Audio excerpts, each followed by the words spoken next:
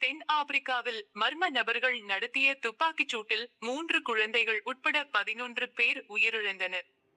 தென் ஆப்பிரிக்காவின் ஜோகன்னஸ்பர்க் அருகே பெக்கர்ஸ்டால் நகரில் மர்ம நபர்கள் திடீரென துப்பாக்கிச் சூடு நடத்தினர். இதில் 3 குழந்தைகள் உட்பட 11 பேர் கொல்லப்பட்டனர்.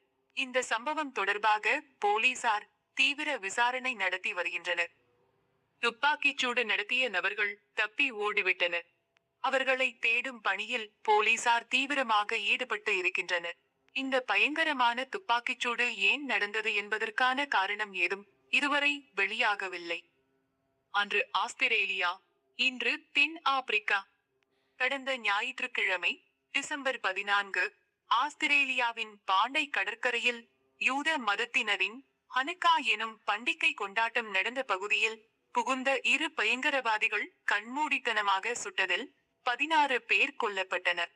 அதேபோல் இந்த வாரம் இன்று டிசம்பர் 21 ஞாயிற்றுக்கிழமை தென்னாப்பிரிக்காவில் நடந்த துப்பாக்கிச் சூட்டில் 11 பேர் உயிரிழந்த சம்பவம் பரபரப்பை கிளப்பியுள்ளது.